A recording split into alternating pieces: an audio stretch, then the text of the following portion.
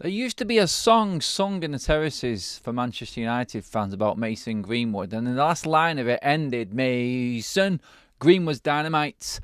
Mason Greenwood's situation at Manchester United now is about to explode, and probably explode in Manchester United's faces. It's not as clear and as obvious as it looks, and there are issues within the deal or any deal within Mason Greenwood's future that need to be sorted out for Manchester United to get any benefit from it. It does look like we have sort of snookered ourselves into a corner, and it wasn't the staff that was there or that are there now that has caused this problem. It was a certain other CEO at Manchester United that have caused the problems that United are dealing with now. There's more news on Rafael Varane's protocol in concussion and what he had to go through a few weeks ago. He has been talking to the keeper around that. We'll touch on that. We have the Jason Wilcox update as well and everything going on in that situation.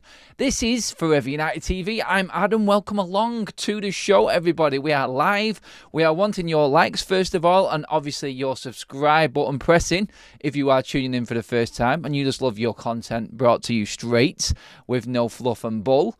And obviously, get your comments in once the live show has finished if you are just catching up later on as well. Thank you. Hello. I hope we're all doing well. Half term is in full swing. Are you pulling your hair out yet with the kids running around like headless chickens, high on chocolates, and you're trying to work at the same time? Well, I feel sorry for you if you are. Everyone has to go through it, and it's just a tough one, innit? Never mind. Get on with it, as they say. Find a way. Right, into what's going on with United right now. Hello to everyone in the chat as well. Make sure that you are getting your comments in as we go along.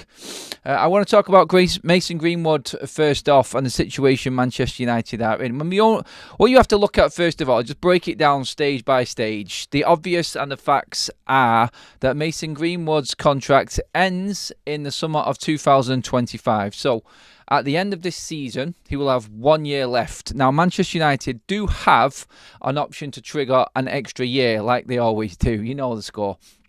Anyway, Getafe are claiming that's the club that Mason Greenwood has been loaned out to right now in La Liga. They are claiming that Manchester United have already triggered that, and the United side of things is, well, no, we haven't, and we're in no rush to sort it out. The trigger has to be pulled by May of this year. So basically before the end of the season. So I think it was mid-May, So yeah, United have to have triggered it by then. Otherwise, Mason Greenwood has got 1 year left and can talk to overseas clubs as soon as January of next year, i.e. at the end of this year. And that would mean that Manchester United would get zilcho from the Mason Greenwood situation. So that's the current factual situation with Mason Greenwood. Obviously, there are other complications involved in this as well. So where is the player's head at, first of all?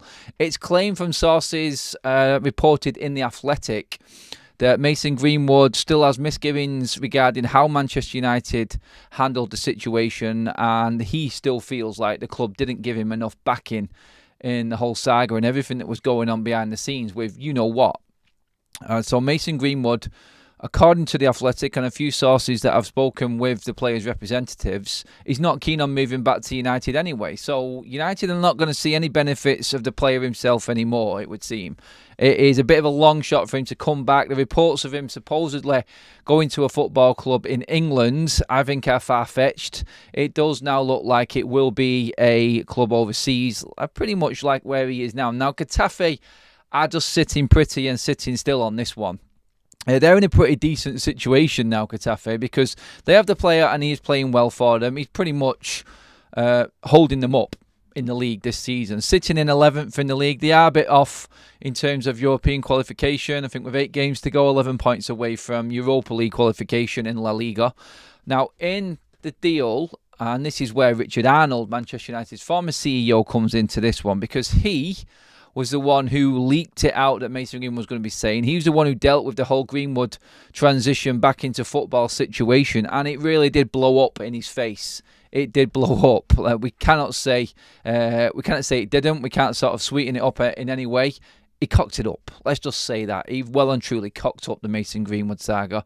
Anyway, that left United in a tricky position because Mason Greenwood was coming back and we needed to get him to play football. We needed to give him game time and actually get him out on the pitch.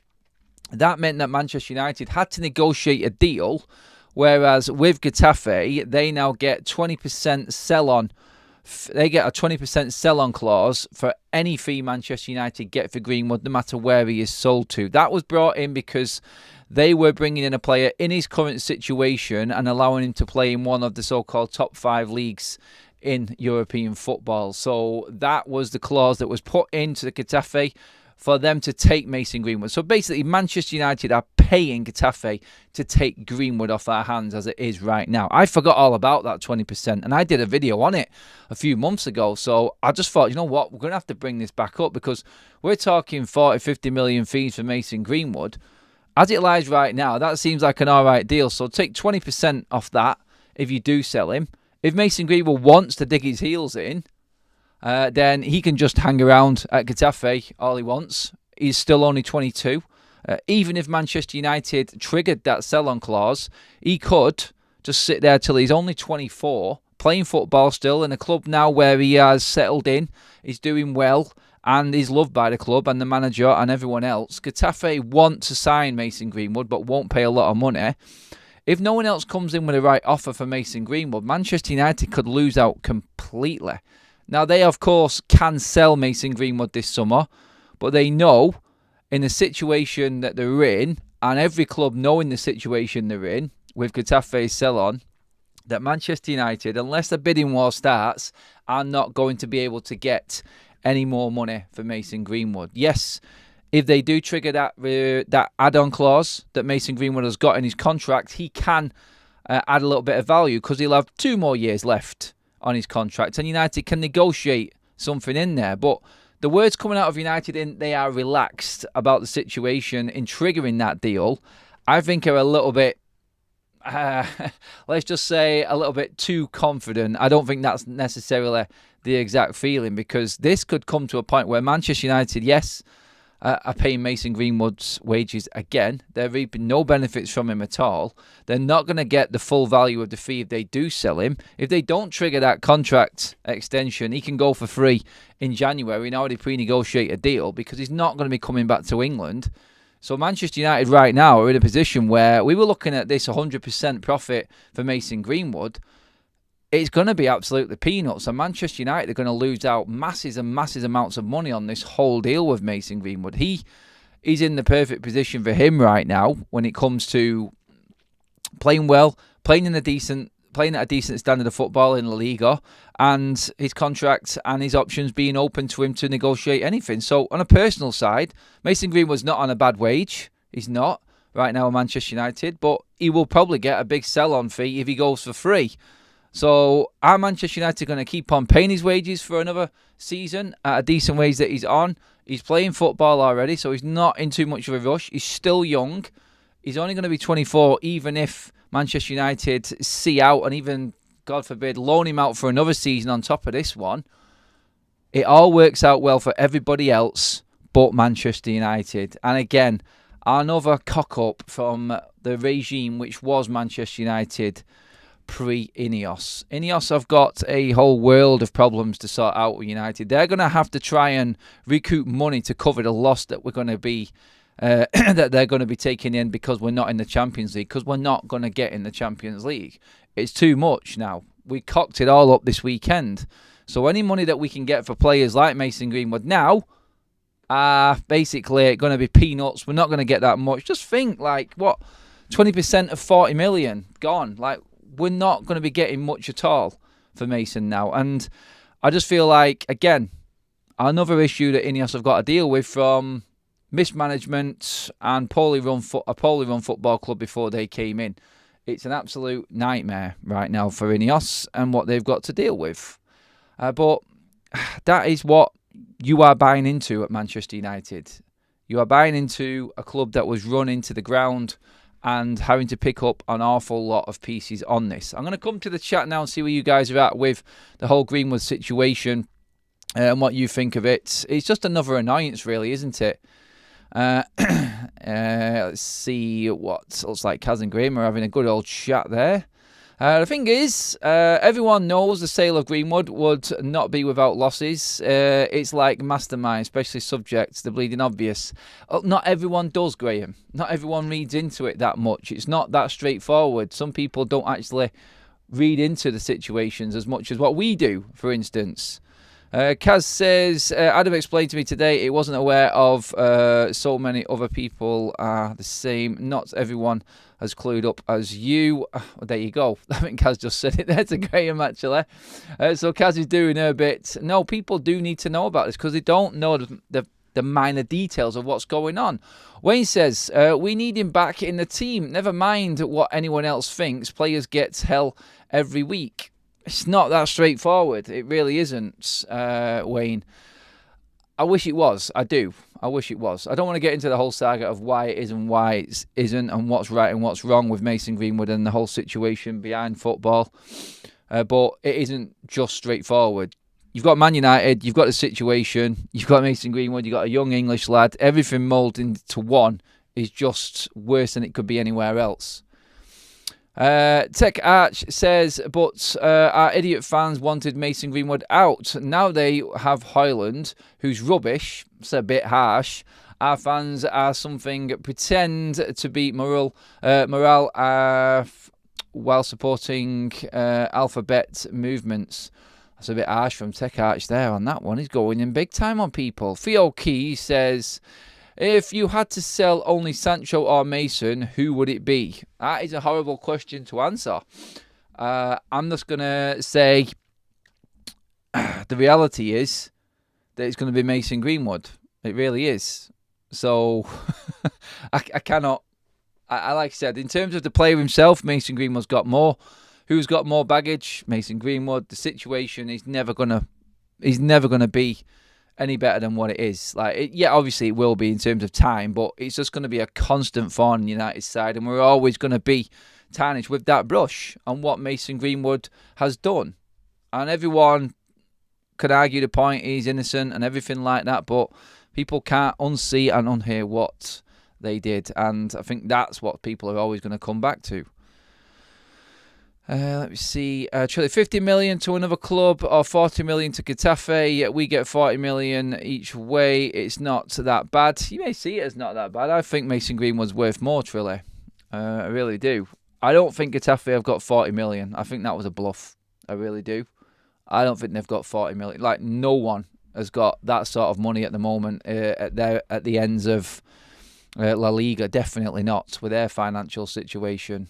I think that was a bluff. I think we're hoping that is the value we can get. If it is Getafe, then maybe that is the best move, that he stays there. But Mason Greenwood's going to have aspirations of his own, isn't he? He's now seeing that he can play in La Liga. People are used to him playing in La Liga. Can he get to a bigger club? Of course he can. Of course he can. So I think Getafe are in a good position. Like, financially, they've solidified this whole deal for them and have given themselves plenty of insurance. Malcolm says, yes and no on losing money on Mason Greenwood. We are going to terminate his contract, so any money we get for him this summer is a bonus. We're not going to terminate his contract, mate. There's talk that we're going to trigger the 1-year extension, so it isn't being terminated. There was there was never any talk of it being terminated because it's worth too much money to United. They were never going to be able to do that. Cal says, a lot of you forgets how frustrated we had become with Greenwood's greedy stake towards the end. Style or stake? I don't think he was that greedy. I think he was productive for United. And under the right guidance, I think he's going to be a great player. I do. I hope the channel has been going well. Changed my job, so I haven't been on as much, says Daniel. Good on you and your new job, mate. Hope it's going well for you as well. It's going fantastically well here on Forever United TV, mate. And good to have you back in the chat. So it's going to be only one Mason at the club. Yes, sadly only one. Matt says he scored 5 Champions League goals, scored 8 in 8 goals a couple of months ago. He's just raw at the moment, but the potential is there, and we would be backing him. That is on the question earlier on in the chat when someone said that Rasmus Højlund was crap. Højlund goals in the Champions League is irrelevant as we got knocked out. Well, not irrelevant, Andrew. I mean, he did his best. The rest of the team let us down. Let's say that. You can't say that they're irrelevant. All goals are important. But in the broader look on things, I think, yeah, you've got a right in saying that we're out, so it doesn't matter, but he still scored the goals. You can't ignore the goals. Highland rarely gets any chances created for him. The team have only assisted 30 to 40% of his goals.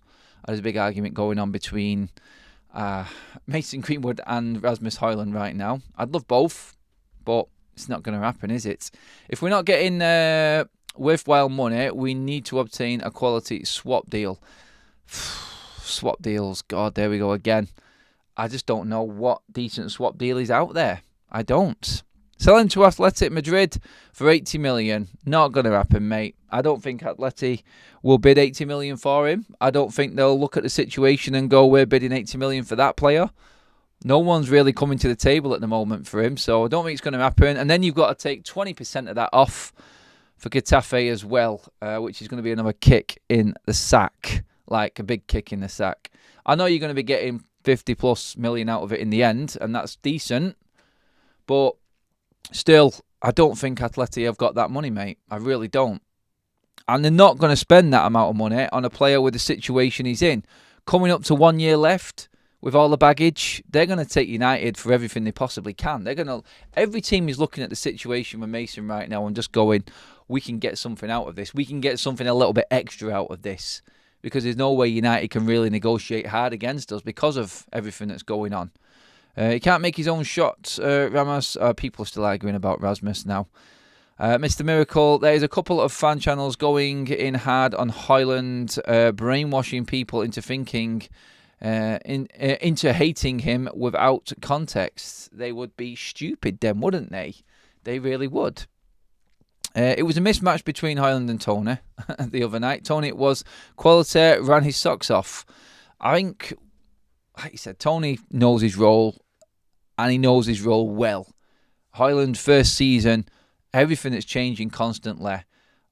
Players around him that are not working as hard as him, whereas at Brentford, you know that every single player in that team is running for Frank, and everyone knows their role to a T. That's the difference. I don't know how it turned into a Rasmus Højlund hate fest. I mean, it's not a hate fest. Sorry, that's a bit harsh. But like people questioning Rasmus, like right, he is the one player that you cannot really be talking about as an issue at this football club right now, alongside Kobe Mainoo and Garnacho probably.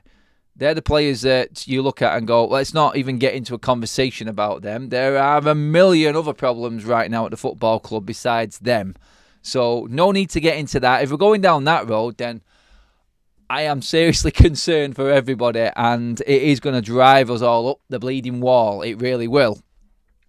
When Martial doesn't score, then at least he is involved in the game compared to Højlund. Totally disagree, Andrew. 100% disagree. Martial needs kicking out of this football club and some.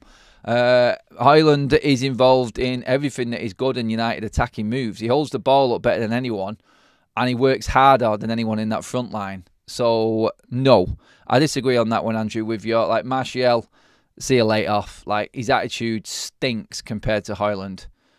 Ineos would have been well aware of the mess they're walking into. Hence, all the changes upstairs. One thing you can't say about them is they're daft. No, they're not daft, and they will be looking into everything. I mean, Sir Jim Ratcliffe has already said, look, Mason Greenwood's situation will be reassessed come the end of the season. So, this is why I think the United are going to trigger the clause for the extra year for Mason Greenwood. I think that will definitely happen now because, like you said, at the end of the season, the end of May, it's going to be too late. And Mason Greenwood then will only have 1 year left on his deal and can negotiate a contract or pre-negotiated contract in January with an overseas club. Now, him playing abroad already makes that easy for him. A lot easier for him because he hasn't got any options in England. So we can safely say if we don't trigger the contract of Mason Greenwood, there is a very, very good possibility that we are going to lose out completely and he's going to go on a free. So let's just say that contract is going to be triggered for the 1 year extension and we are going to be looking to try and sell Mason Greenwood for the best price we possibly can to counter the 20% that Getafe are going to take out of that deal. That's the only way that United, I think, can move forward with Mason Greenwood now. It is. Let's just see. Everyone is still arguing about... Well, we really kicked something off, didn't we, with Højlund and Tony and everyone else in terms of forwards, didn't we, today? I love it. Carry on, guys. Keep going. Keep going. Let's see. It's all right, Andrew. You can disagree with me, mate. I completely disagree with your opinion on him as well. That's totally fine. That's what this channel's about. Some people don't like that type of striker. I get that. I do. But I just look at it a different way. I watch football and I like a certain style of football, and I would take Rasmus Højlund in a heartbeat, even over prime Anthony Martial, because you know what you're going to get. You're going to get a lot more work rate, and I just think he links up play better. But I get your point. Like, everyone has an opinion. It is just what it is. No, he's not 100 times better footballer, mate. He's really not. He really isn't. Martial is horrendous. Like, honestly, that guy had potential, but he basically threw it all away through sulking and never wanting to be available for this team. And that is a basic in football, I'm afraid. Moving on, I need to change the subject because there is other things to talk about, in the realms of... quickly, just wanted to touch on Rafael Varane coming out and talking regarding what happened with him a few weeks ago regarding his concussion. Interesting one. Rafael Varane speaks on withdrawing from Manchester United fixture this season due to concussion symptoms. During a match, I performed a series of headers, and in the days that followed, I felt abnormal fatigue as well as severe eye fatigue. I reported to the staff that I was not fit to play, and they strongly recommended that I not play. I took a test from the doctor, the results of which were passed on to the staff, and I did not play the following match. But if I hadn't have asked to take these tests, I probably would have been lined up a few days later. To be honest, I felt bad that I didn't play the next game because of a migraine. A player taking protocols very seriously, and at the end of the day, you've got to look at that as probably a good thing. And it's actually good that we actually know that this is being done as a fan base, because sometimes we'll look at a situation like that. That could have well been, and no time frame has been put on when this was happening. But remember when we had that issue with Iran and there was big problems? He wasn't being selected by Ten Hag. This is where I think it's actually good to let the fans know, because everyone then will be going, oh, Ten Hag's got a problem with Iran. Everyone's guessing and second-guessing what's going on behind the scenes at Carrington again. And now Varane has come out and started talking. Why didn't this happen nearer the time to save any of the pressure and the aggro going on and the unrest amongst the fan base? Because I think this is good that we're hearing about this. At least we know that players are being looked after properly and protocols are being followed, because the last thing you need is anything serious happening to players. And that beyond their playing career as well. And we obviously know all about that. I know that personally I won't live until I'm 100. I know that I have damaged my body and put myself in danger, but speaking about it, situations can perhaps be better analysed and take decisions based on risks. So yeah, credit to Rafael Varane, I think, for bringing this up and talking about it openly like this, because without players coming out and talking and being honest, and actually having the balls to come out and talk about it, then we're going to get the problems that we're seeing with the likes of dementia in players and the old school players that we've seen deteriorate over the years. It's not a good thing, and I think we have to applaud Varane for actually coming out and talking about this. And I think it needs to happen more and be encouraged more by the clubs to actually be honest with what's actually going on with players. Like, the speculation going around about what might have been going on would have just been completely put to bed, because an honest assessment and the right procedures have been followed, and we've got a player that's probably going to last a bit longer because it wasn't being ignored. So yeah, on that, I just wanted to take that out and put that... Sorry, I wanted to put that in there and just say, look, well done to Varane for talking about it. It's massively important that players do come out and be honest about certain things that are going on and not play the whole hard man card, just play through everything.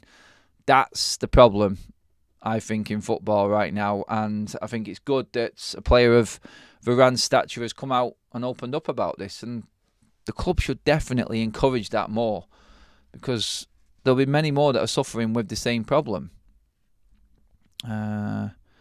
What else have we got here right now in the chat? Just want to check that everyone has moved on, but everyone is still arguing regarding Martial, Hoyland, Ivan Toney. It's completely away from what we're actually talking about. You guys, knock yourselves out. Go for it. Right, moving on to the situation, which is Manchester United's pursuit of Wilcox, Jason Wilcox, right now. So, there were rumours regarding Liverpool approaching Jason Wilcox.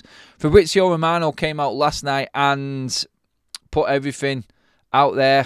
He released a story about Wilcox resigning from his position. Facts, they are true.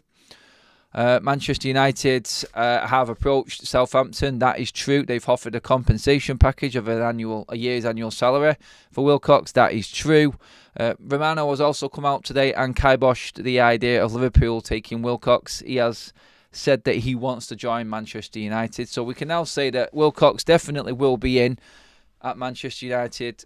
It depends how quickly we can get the compensation sorted out. Because also, last night, as you remember, Simon Peach came out and also said that there is a 12-month notice period that Wilcox will have to serve if he resigns from his role at the football club. So, unless United can work out that compensation, we won't see Wilcox for another 12 months.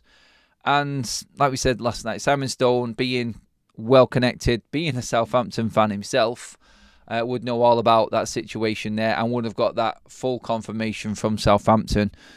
So we can take that as a definite as well. United will have to fork out a bit more money to get Wilcox through the door. This is becoming a common theme with United and recruiting their staff at the moment, isn't it? Like, get your hands in your pockets, Sir Jim, Sir David, Ineos, whoever, and get these deals done and dusted. It's the only way it's going to happen. And yeah, it's what's needed. Like, yes, negotiate a decent deal. Don't get bent over and ripped off as we always have been. But do get it done, please. Like, let's have something in place and have a proper structure. Conversations have popped up regarding Wilcox coming in. His connection with the City youth side of things, obviously, Jadon Sancho coming from the City Academy, things like this. Does this change the scope of Jadon Sancho's future at Manchester United with Wilcox coming in? Personally, I don't think it does. I don't think Manchester United are going to risk the wrath. I mean, risk the wrath of the fans. Honestly, right now, I'm questioning whether Ineos are really bothered about the fans in terms of what they're doing with Manchester United. Like, they will know that likes of Marcus Rashford, Jadon Sancho are not very popular amongst the Manchester United fan base right now. They're not. So, looking at it, you would say, surely you would approach this in a way like, let's just clear the obvious issues out the way and start afresh, rather than let's try and fix something that has really caused a problem at the football club. How long that's going to take to fix, I don't know. And how much it's going to take away from all the other real business that the club has got to do, I do not know. But it's not going to help anything. The easiest solution is to try and offload Greenwood and Sancho as quickly and for as much money as possible. It's not going to be a lot. We're taking the loss, but we are able to move on from the situation and the problem that them two players have caused the football club, and we can make a fresh start moving forward. I think that is the sensible option. It's just we are going to lose out an awful lot of money simply because the club were crap and how we were run before Ineos have come in. And Ineos have to pick up the baton and carry on. It's not easy. Over 400 in the room with us right now. Over 100 likes in the bag. Thank you so much, everybody. Cheers for giving the video a like. Make sure you keep on. Make sure you hit that subscribe button as well if you are tuning in for the first time. This is Forever United TV. Do download our SofaScore app as well. The best app out there, guys, for football fans. Up-to-date scores, up-to-date injury news, everything going on in-game as well as news off the pitch. It's completely free. Scan the QR code bottom right hand corner or drop in the description below. Click on the link at the top, the SofaScore, and download the app. You will not be disappointed. It is the best app out there for all your football content, and it's the fastest. Trust me on that one. Guys, you are still going on about this striker situation. Let me just delve into what's happening here right now, because you're having a whale of a time. And United spotlight. Tony is better than Højlund at this point in time. That doesn't mean Højlund can't be better in the future. But now he shouldn't be playing every game at 20. He's a young prospect that needs nurturing. Yeah, you need to look after young players and bring them through. You do. You need to look after them to make sure that they prolong their career for as long as possible at the top. We did it with Ronaldo. We did it with Wayne Rooney. We did it with a lot of younger strikers coming through in the day. I think the desperation of Manchester United right now has forced them into overplaying a lot of the players. Like, you are going to start seeing fatigue. We went hell for leather last season, 63 games, and we're still not recovered from last season, in my opinion. And now we're going into a season here where young players are coming through that we probably didn't expect to get the amount of game time that they've got, but they are getting it. So I think it is just out of pure desperation. The injury situation, the amount of games that players are having to play, recovering from the World Cup, which was last season as well. So you add that up, the World Cup and the games that some of the players played in the Premier League. Some Premier League players last season were playing more than 70 games. Like, that's ridiculous. Like, if you're having to play that many games in a season, then after short turnaround pre-season that they've had, then you expect injuries. Then you expect younger players to come through when you don't expect them to, and probably play more than what you should be, just out of filling the spaces in the team.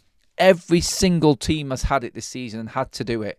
You've seen young players come through nearly in all of the top teams, barring a few that have got a little bit lucky with their injuries this season. But still, like, teams are having to go above and beyond right now with players, and we are judging players off the back of not unfair seasons in terms of how many games they're playing and what they're being asked to do, but it's different than what we've had to judge players before. Like, you could nurture players in previous seasons, but the last couple, with the way that FIFA and UEFA are working and the amount of games that teams are having to play, it's ridiculous, and it is going to end up in tears. It will, and tears being players being injured and severely hampering their careers because they're having to do too much. Let's see what else we've got in there. But lots of United fans will use Bruno's first season and how amazing he was to justify his awful performances. Stats do carry a long way in football, they do. But like I said, everyone can drive their own agendas with stats and their own eyes and YouTube reels, whatever, clips of players' best bits. You can make clips of players' worst bits just as easy. Depends if you like the player or not. Like, everyone likes a certain type of player. Some people like a good defensive right back. Some people like a wing back type right back in terms of getting forward. It depends. Some people like a ball playing centre back. Some like that. No nonsense. I'm going right through the back of you, taking ball, man, everything style defender. It's crazy. Like, I was outside Old Trafford asking fans who their best all-time strikers were and team was for Manchester United. We played a 4-4-2. And if I told you that, just asking random United fans outside the stadium, that we brought up a centre midfield partnership of Bruno and Brian Robson and a striker partnership of Berbatov and Wayne Rooney, that answers everything, because there were plenty of strikers and midfielders I would have ahead of nearly all of them players. Probably not Rooney and Robbo. I think they might have been in my team, but Bruno and Berbatov, for me, don't belong anywhere near a United greatest 11. But everyone's got their opinions and everyone sees the game differently. And that's the beauty of football when it comes to it. It really is. But still, you have to take other people's opinions on board and look at how they're looking at it as well, I feel, and try and be balanced in the argument. It's not like one person's right and one person's wrong. It's like Andrew, for instance, in the chat there, fully backing his argument over Martial. I disagree. That's okay. He sees better player in Martial than other players. It's like, I don't know what I reckon to Aaron Wan-Bissaka right now. I don't think he's got it to make it to the top level. Some people think I'm stupid for even saying that. It's football debate and it's great. And that's what it's all about at this day and age. Like the Mason Greenwood situation, like we were talking about early doors, he's probably one of the most talented players in the world. He really is. Left foot, right foot, good in the air, fast, now getting stronger as well. It is an absolute crying shame that we cannot utilise that talent in our squad going into next season. It really is. circumstances dictate that it is not going to happen, and we're going to end up losing out. And United, again, are going to be the ones that suffer financially for it. It is the way it is with United. It's just awful. And it's hard to sit there as a fan and take it. It really is. Bruno levels have dropped down this year. I was hoping after he got to the captaincy he would raise himself, but it turned out to be the opposite. He is trying to do too much rather than showing composure. That's from Mr. Miracle. Ivo says, can we all agree to bring back Alvaro Fernandez from No Snakes at Benfica? Cheers, lads. Look, we had the big debate regarding loanees. Well, I had a big argument with it. Not an argument, just arguing with myself. Maybe, yeah, I've done that before. Weirdo. But I had the big show about like the Hannibal factor and the Alvaro Fernandez factor. It's good that Ivo has brought that up right now because it's not working out for Alvaro Fernandez at Benfica. It definitely is not working out for Hannibal Megri at Sevilla. It's not, and it won't. By the looks of it, Sevilla have washed their hands of him, and we are not going to see him play any part in Sevilla's team going forward. He's not worked out well, and I made a big point about this. I didn't want Hannibal going without us getting that buyout clause again, or the sell-on clause, and whatever was in. We did negotiate some good loan deals in it, and as much as I wanted them players still in the squad, and that was my argument at the time, along with Palestra, rather than what we've got right now, I feel like every single one of them players would have given us an option in this injury crisis that we've had over the last few weeks. Hannibal, Palestra and Alvaro would have all had game time. Like a lot more game time as well, if we didn't loan them out. I think Palestra is the only one that has had... He's actually played every single game for Granada since he's been out there. He has shone as well. He's had some good games, some average, not good. But he's at least playing every single game, which is good. Hannibal and Alvaro will come back, and pre-season is going to be a busy one again. Whether or not they stay, I do not know, because we don't know who the manager's going to be. If it's Ten Hag, Alvaro and Hannibal will be sold this summer. And there's nothing that the new manager can do about that. I think that will be the case, and we will get, I don't think, a lot for either one of them. They may even go out on loan again. But it's getting to a stage now when players get to the age of what Alvaro is and what Hannibal is. He's had a chance to shine. The levels are Garnacho, Mainu and Højlund at that 18, 19, 20 sort of age. Hannibal isn't there, and Alvaro hasn't been given a chance for us to see. So, I think we would have found out about Alvaro. That's the shame. That's the real shame. I think Alvaro more than the others, because we would have needed a left back and he would have come in. And you never know. Mainu was excellent in the youth team. Didn't go out on loan. Came straight through to the first team. Alvaro was Player of the Year for Man United's under-21s. Then Young Player of the Year for Preston North End. He could have had the same impact that Kobbie Mainoo had. He could have come in and you never would have known. I think his chance has gone, though, because of the situation we've got at the club right now. And it's a shame.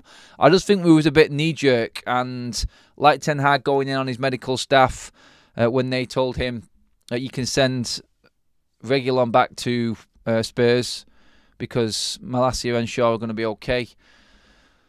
Yeah, didn't quite work out that way, did it? It is such a shame that... cheers for that, Roger. I appreciate comments like that. It is such a shame that we have missed out on seeing what Alvaro is really like. And we may see him again. We may, but I just feel like United are going to go strong in the summer for a left-back, and the pecking order will shift again, and I think Alvaro will drop down, and we won't end up seeing what he could have done. But that's football, I'm afraid. It is, especially at Manchester United. That's just the way the cookie crumbles. You have to hit the ground running as a young player, impact instantly to still be around. Otherwise, you drop down again. You then end up getting loaned out. And it is that, innit? Sadly. Christopher Hooper is in the chat. Well, that's down to managers rotate 10 players to stop that happening, but by better players, not like two-faced Eric has done. It's down It's done to a man management, down to man management. Such two-faced can't do. He hasn't improved anyone. Christopher Cooper does not like Erik ten Hag. I don't know if anyone noticed in that comment right there. The level of Rooney to Højlund, that's the levels at United. Højlund won't even get close to Rooney's level. Lee, will anyone? You're talking like the best and the greatest goal scorer of all time with his football club. Like, there are brilliant strikers out there that will never get near what Wayne Rooney was. Doesn't mean he isn't going to be a good player for Manchester United. It's like right now, I don't think... It's like, for instance, it's like comparing Nani to Ronaldo.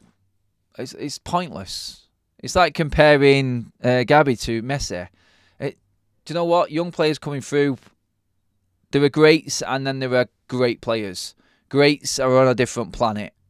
And there are levels and levels above, and they're rare. I think Mainu has got the opportunity to be an awesome player and could be a great if looked after properly. I think Rasmus Højlund has got the capabilities, personally, I do, to be up there alongside the likes of, say, Van Persie and Berbatov level striker. I think he has. He won't be a Wayne Rooney, though. There is no other Wayne Rooneys. I think... I class Rooney above Van Persie, personally. I think he's a better player. I think he's more to him than what Van Persie was awesome.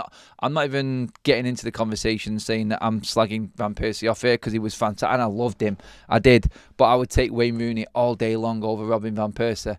I would. That's just the way I like football. Like, that's the type of player I want in my team. It's like you said, if you've got a player going clean through on goal, who do you want on the end of it? Who do you want on the end of it? Like Wayne Rooney, Robin Van Persie, Berbatov, Ronaldo, Van Nistelrooy. They're all going to put the ball on the back of the net, aren't they? You know it. And you're splitting hairs of different qualities of quality players. Wayne Rooney is just my own personal preference. I would take him above. I thought it was ridiculous. I loved him, and him and Ronaldo. I think Wayne Rooney and Carlos Tevez was one of our best partnerships we ever had up front at Manchester United. And we didn't see it long enough. I thought their synchronicity was just on another level. You listen to what Wayne Rooney said about Tevez, and that tells you everything. It's like we knew exactly where each other were going. It's like Cole and York. They knew. That is a rarity, that really is. But, guys, that pretty much finishes the show. Can you get me 12 more likes to hit that 150 mark before we finish up, guys? Make sure you do download the SofaScore app. The QR code is in the bottom right-hand corner there, guys. Drop down in the description if you can't use the QR code. And just click on the link. That will do as well. Same thing, completely free. Best football app out there, guys. I kid you not. And, guys, thank you so much. All of your comments absolutely bang on point today. I loved it. The chat has been awesome. The debate has been fantastic regarding the striker side of things. I love that. I love when you guys get involved in the chat and go at it. You know what? I don't agree with a lot of people. A lot of people don't agree with me. But one thing on this channel is you won't be outcast for having an opinion. That's what it is all about, the community here on Forever United TV. So for the likes of Andrew, United Spotlight, everyone disagreeing on certain things and players, it's great. It's football debate. That's what it's all about. Let's have more of it. Guys, fantastic. Love that midday show today. I'll be back at 6:30 tonight. I will see you all then. Have a fantastic rest of your Tuesday.